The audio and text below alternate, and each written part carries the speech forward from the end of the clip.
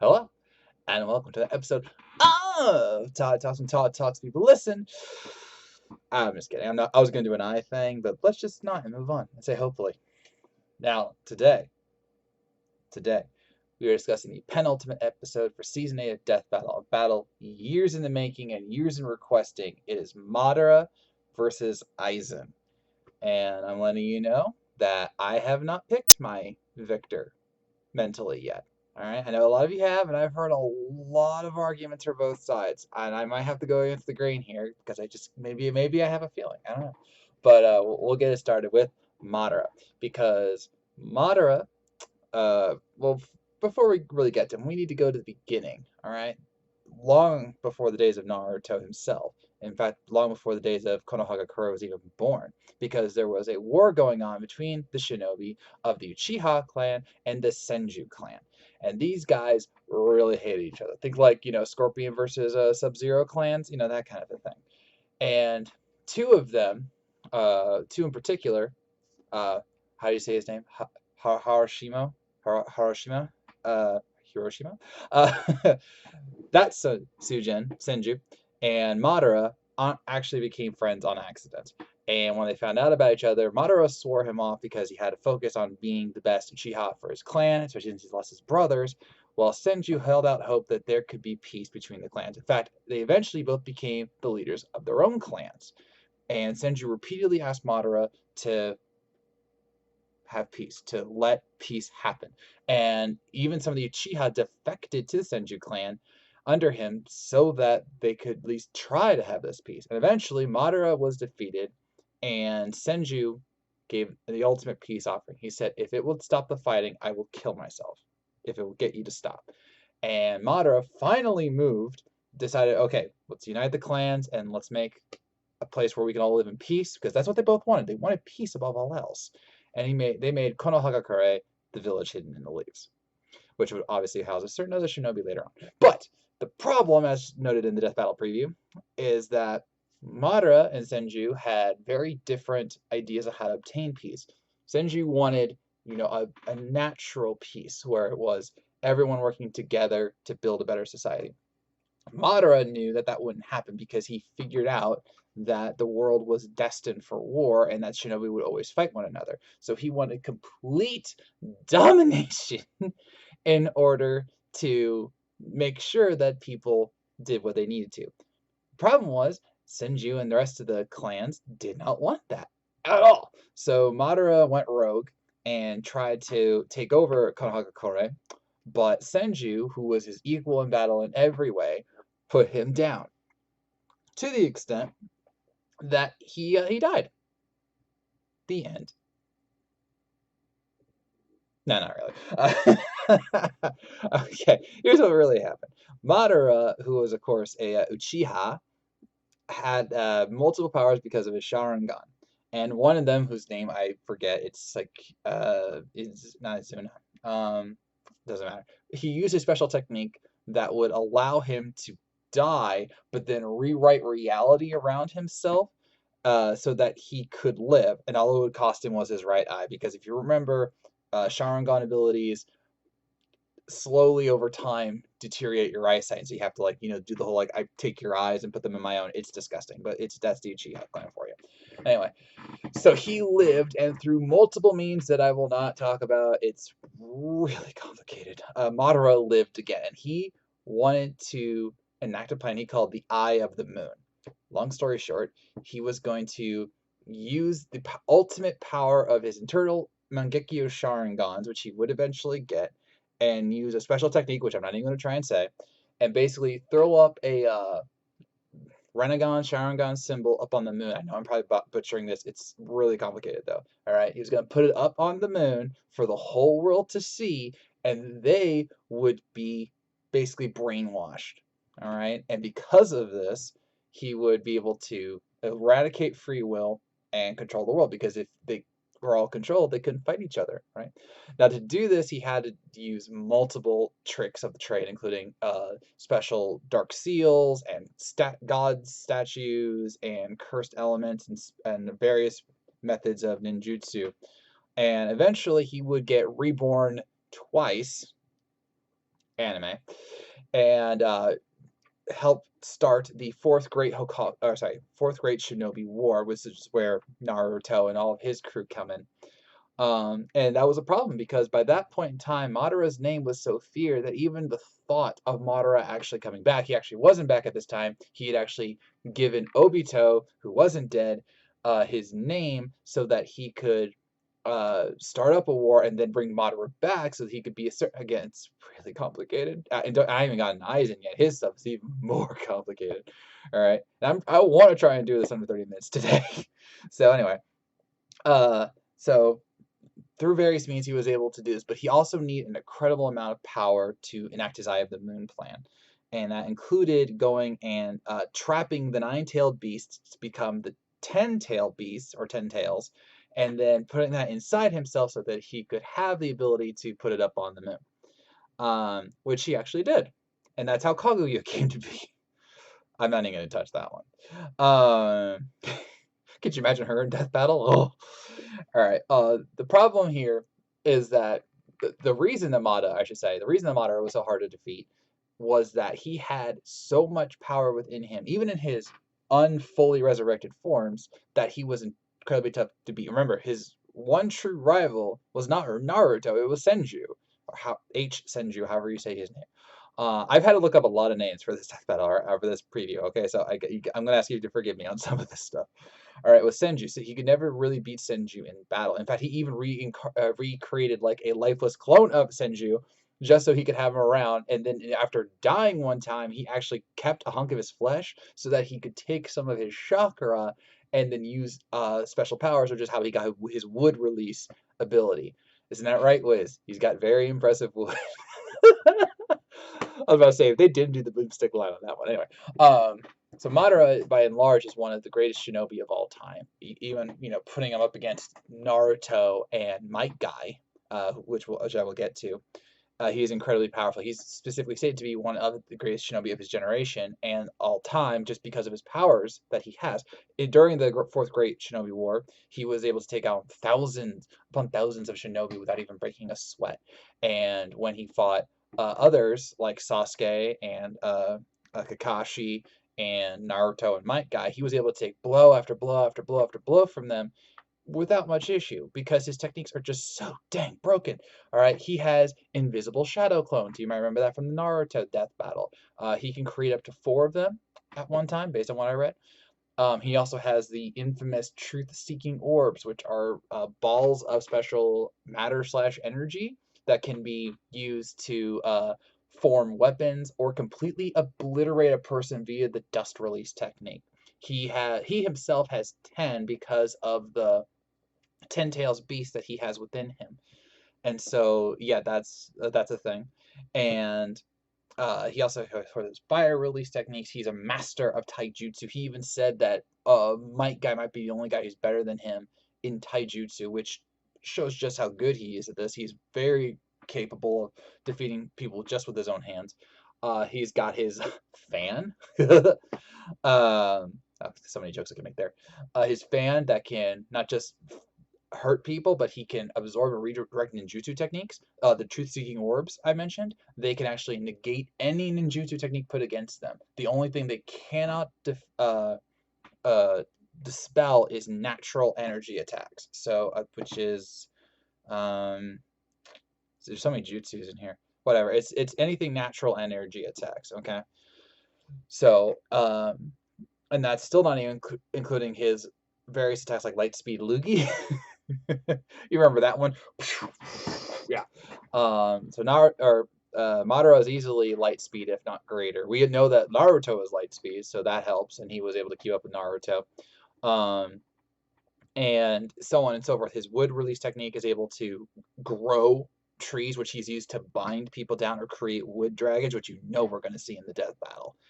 And of course, then there is the Sharingan Renegon combination, or the Eternal Mangekyo Sharingan. So I actually took pictures of this stuff, so I could not forget this crap. All right, here we go.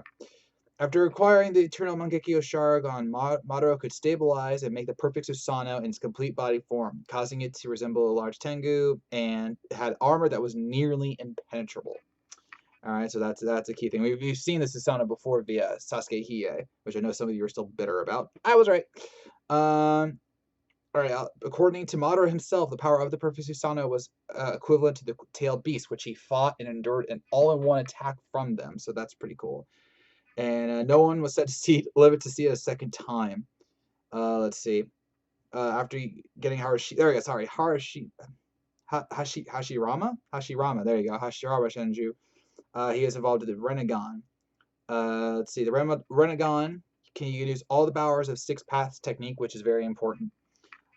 He can use Petra Power to absorb chakra, also important. Deva to perform Shibaku Tensei. Okay, let's talk about that. Shibaku Tensei is basically a kind of a black hole, and Madara has been able to use them to not just draw things up into the sky. Sasuke could also use this. He used it to just rain it down on his opponents. He's like, here's a big black hole. There you go. And he was able to, again, do multiple of these at one time. And he also was able to create chakra chains that could restrain all nine-tailed beasts, which I believe is how he was able to bring them in. Come on, there you go. Was able to bring them into himself so that he could become the 10 tails, Jinjuriki, which is a tailed beast user. See, I do know some of these words. Let's see. The use of Renegon, the Sharingan Madara could summon meteorites to cause widespread destruction, which we kind of saw with Sasuke in this Hiei battle. And then he was also okay. So yeah, that's one thing for you. I'm trying my best. All right, I am trying. So yeah, I'm just making sure I didn't have anything else here. But yeah, as you can see, he is incredibly powerful, and for good reason. Because let's be honest, if he was easy to beat, everyone would do it. And that was the problem. Between his truth-seeking orbits, remember he had 10 of them, which would easily take attacks for him, whatever. And of course, the other thing about the thing with the Renegon and the Sharingan Renegon combination and internal Mangekyo Sharingan, man, these words, is illusionary powers. He is able to do various things within a person's mind, not the least of which is show them illusions, which you saw with Sasuke and Kakashi. It is said that he can actually do forced memory removal or information removal. He can wipe out memories. Sasuke has used it to knock foes unconscious, and so on and so forth. It's complete mind domination in certain ways, with the exception of the fact that their illusions are just that. They are not real. So a smart opponent, wink, should be able to get out of it, or someone who is completely immune to mind abilities. So be mindful of that, wink. And then, of course, his durability is literally OP. When using Might Guy, obliterated half of Madara, to the extent that even Madara was surprised that he could do that much damage. All right, and as it was stated, Might Guy at 8 Gates form is at least as powerful as base form Naruto, which had the power to cut a hole in the moon that was 27 exatons of TNT, which is an insane amount. So, and remember thinking, well, how did Madara lose with all that power? Because even the evolved forms of Naruto and Sasuke couldn't beat him. Well, that's tricky because Madara didn't technically lose. He was able to invoke his Eye of the Moon plant. Full stop. He had the 10-tailed beasts and one of the cursed, I think it was the cursed totem of the fallen god or something like that, within him. And this was when his biggest betrayal happened, because he learned all too late that it was actually Kaguya's will that was getting all of this to happen. And so she basically became him and spat him out.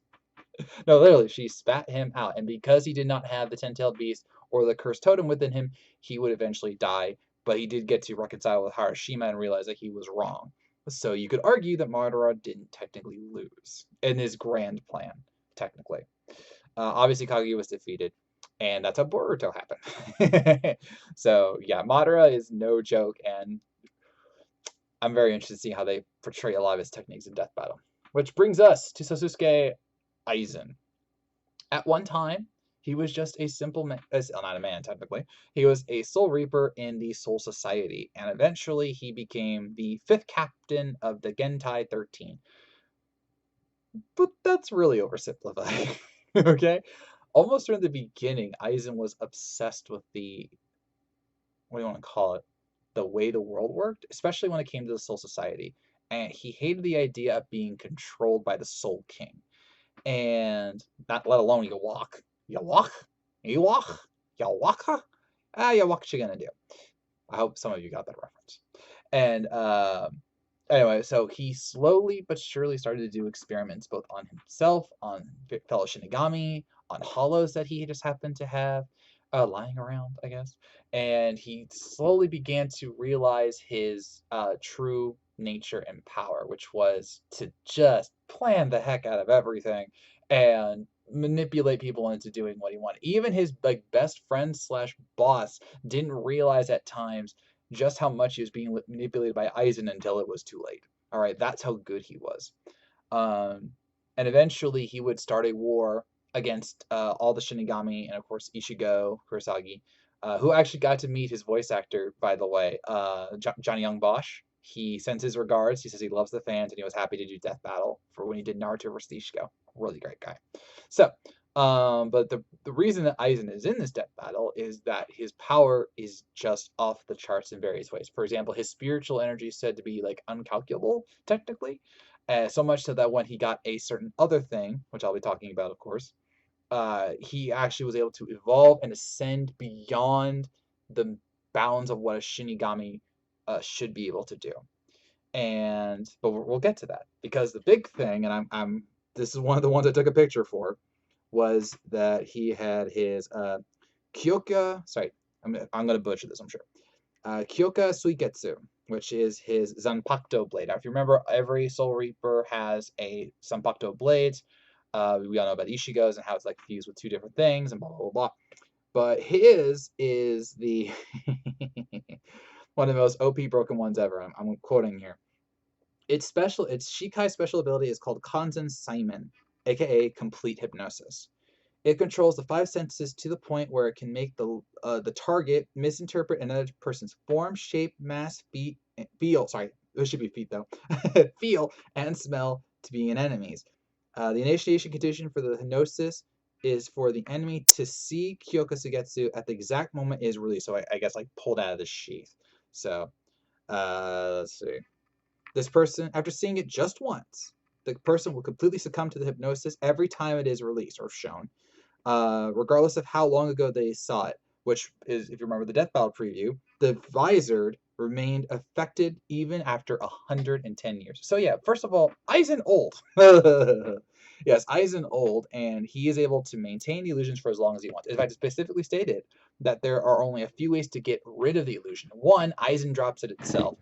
Or two, you actually touch his blade, his actual blade.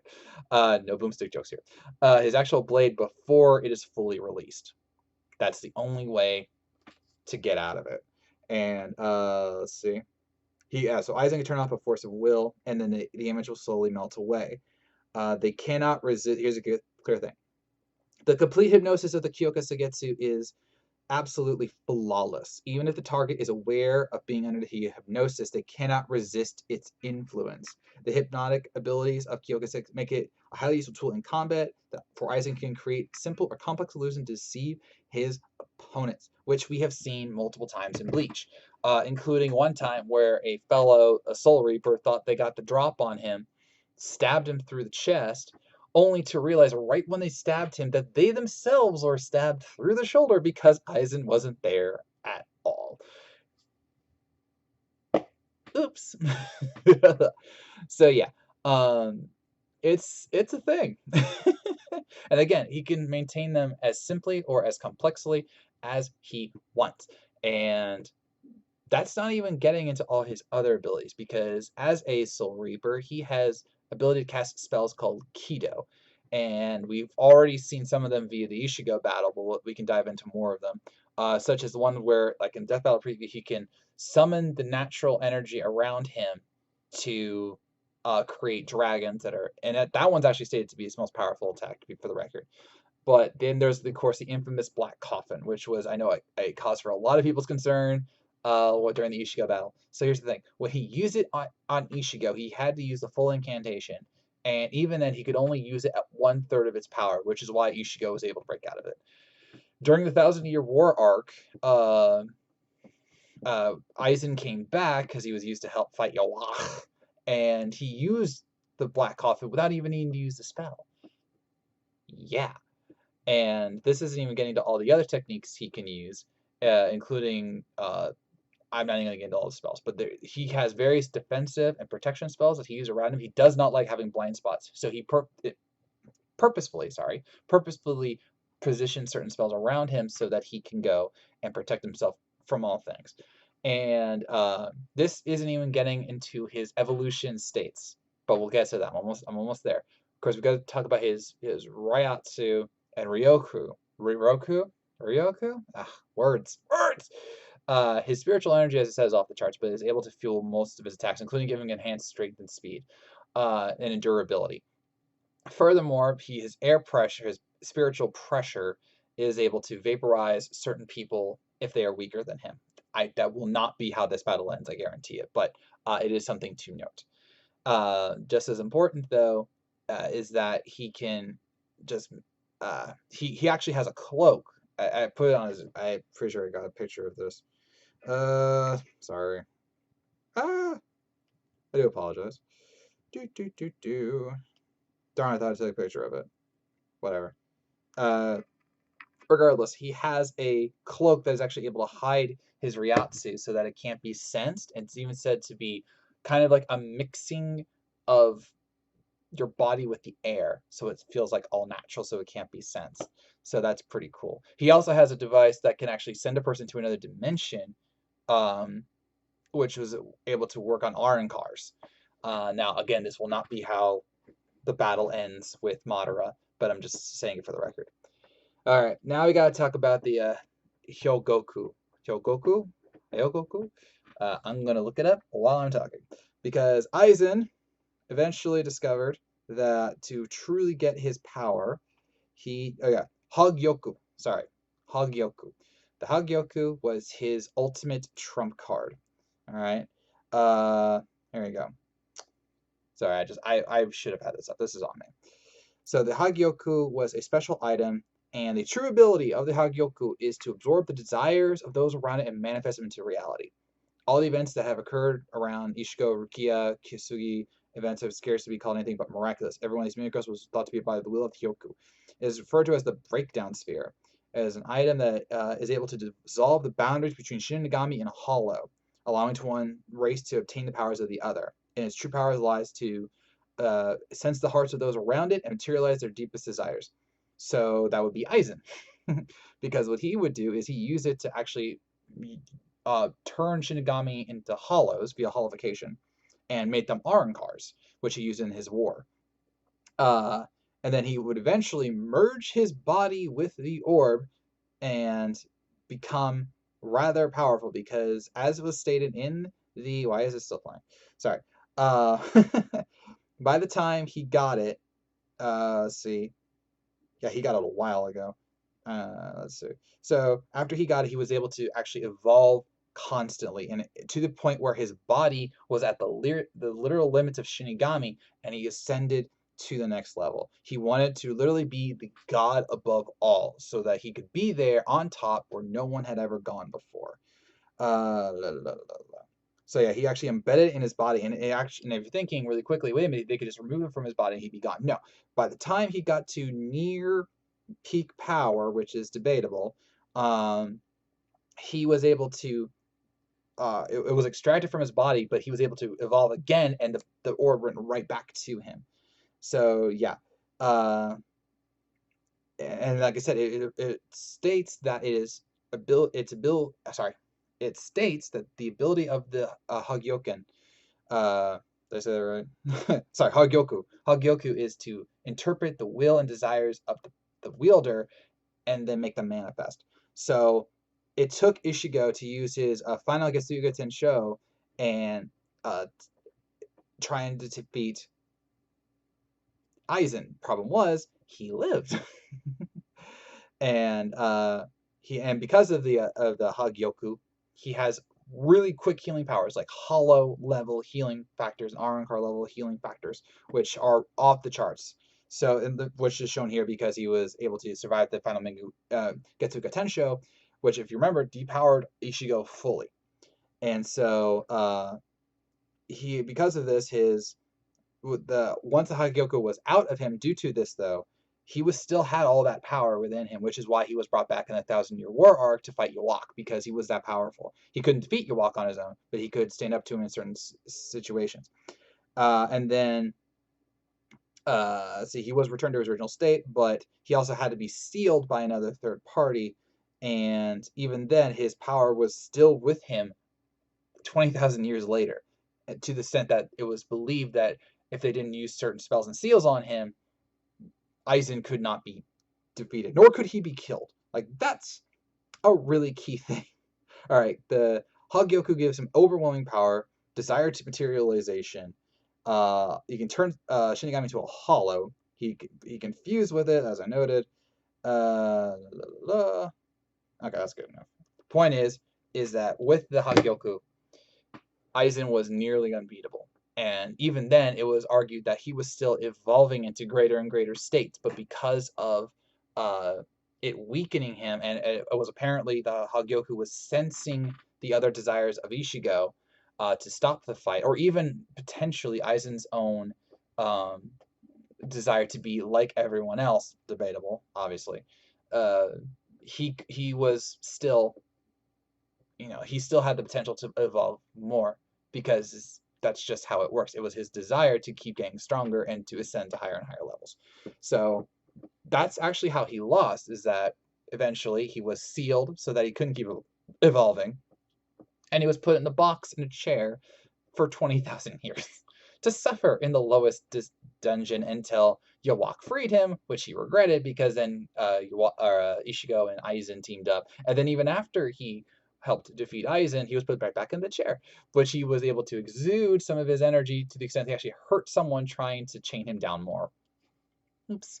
So yeah, Aizen, crazy. And of course, he plans everything. This guy is a master manipulator. He thinks decades in advance. He's I don't know his exact age, but he's well over 110 years. And his ability to manipulate everyone with his illusions and his cunning is masterful. That's why he almost didn't lose. The reason he lost Ishigo is that he didn't realize that Ishigo had, quote unquote, surpassed him. And that frustrated him to no end. But aside from that, no one could beat him. No one could beat Aizen. And that's why he is such a dangerous threat. All right, so who wins between Madara and Aizen? This is this is where things get tricky, because I actually see this as a bit of a Wonder Woman She-Ra situation, because if you recall, She-Ra was technically more powerful than Wonder Woman, but Wonder Woman had the speed and ability to land a kill shot on She-Ra, and that's why she was able to win. Can Aizen do that to Madara? I might have to do a split decision here. I'm not abstaining. All right. Here's the thing. The question is about Genjutsu versus the complete hypnosis. All right. Madara can totally trap, or in theory, could trap Aizen in an illusion. The problem, though, is that, or immobilize him, or knock him out, or whatever. The problem is that Aizen might have a counter for that. We've already seen with Hiei and Obi-Wan Kenobi that, illusions don't necessarily have to work on him if they have certain resistances. Hiei, of course, had his Jigan Eye, and Obi-Wan had his connection with the Force and his own, mental balance that he could see through the illusions that were in front of him. Aizen would totally see through the illusions. In fact, one of his fellow Soul Reapers had the ability, with his own Zanpakuto, to screw up mental function and motor skills, and Aizen was able to recover from it so fast that even the Soul Reaper was surprised. So we're going to discount that. Knocking him unconscious, extracting information, I don't know how well that would work on Aizen. It doesn't appear that he has an outright block to it, but he has a lot of spells. He prepares for everything, and the moment he senses something going wrong, he could probably block it. But I can't guarantee that. So they're like, well, wait a minute. Aizen is a spiritual being, and as with Ishigo, he can't be seen by normal people. Yes, that is true, but as we saw with Naruto Ishigo, Naruto has six paths powers, which allow him to see spiritual energy, and that's what Reishi is. It's spiritual energy. It's a different kind of spiritual energy, and I would not say that Madara can absorb it like he can other ninjutsu techniques, but he would be able to see him one way or another. If nothing else, his Renegon or Sharingan Renegon combination would be able to sense something. Remember, he said like down to the cellular level. All right, so that would be a huge thing. Which of course brings us to the complete hypnosis. Can Madara overcome the complete hypnosis? I don't know. And everyone's saying, I know some people are saying, but the Sharingan can, especially the internal Mangekyo Sharingan, can go and just completely see through it. But can it though? There are a few weaknesses to the complete hypnosis. First of all, you can't be hypnotized if you can't see. One of Aizen's lieutenants was Jin, or Gin, whatever, and he was blind, and that was one of the only ways to defeat the complete hypnosis. Also, again, you can touch the sword.